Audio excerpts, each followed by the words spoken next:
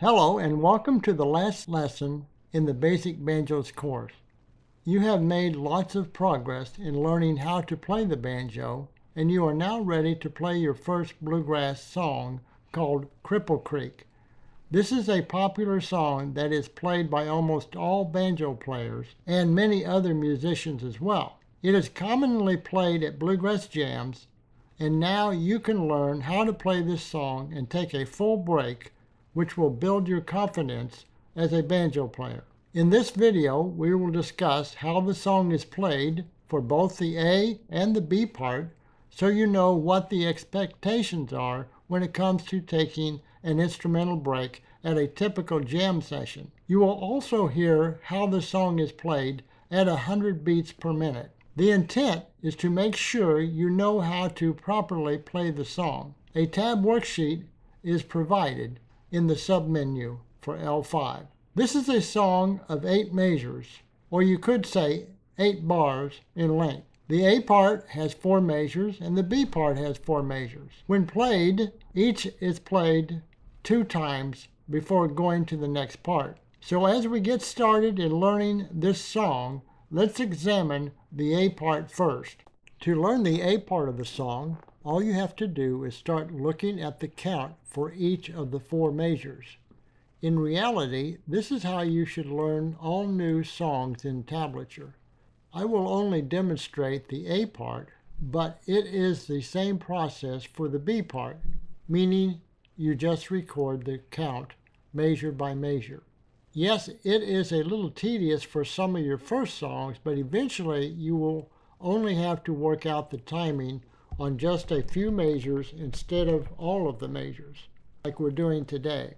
So let's look at the counting for each of the 4 measures in Part A as shown on your screen and study what is actually happening when it is played.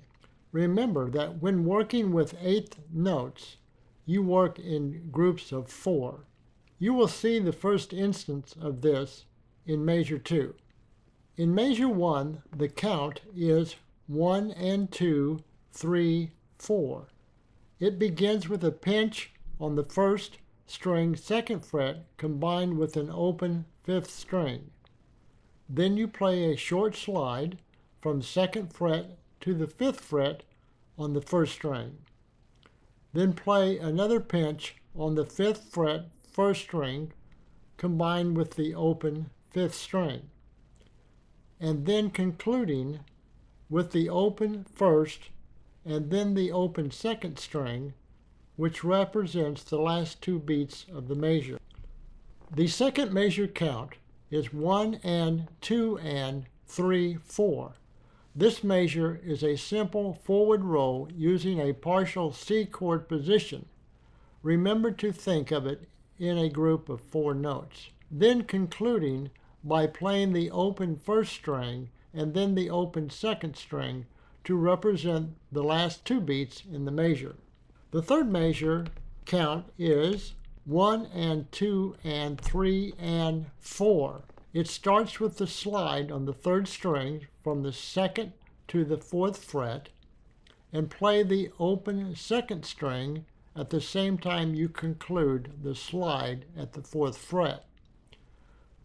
Then play the open 5th string, then the open 1st string, then the open 3rd string, then the open 2nd string, and finishing by playing the 4th string at the 2nd fret that represents the 4th beat in the measure.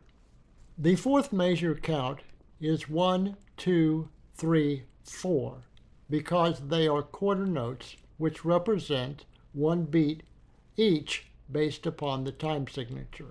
Of course, you play the open 4th string, then fret the 4th string at the 2nd fret, followed by an open 3rd string, followed by a pinch of the 1st and the 5th strings, which represent the 4th beat in the measure. Then you just play all 4 measures again to finish the A part. Remember, be sure to record these counts on your worksheet as reference.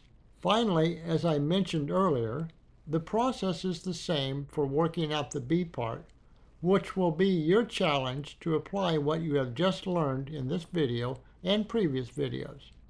Okay, you are now ready to move on to the next video in this segment to hear how it sounds when each part is played, then how it sounds when both parts are played together twice to make the song.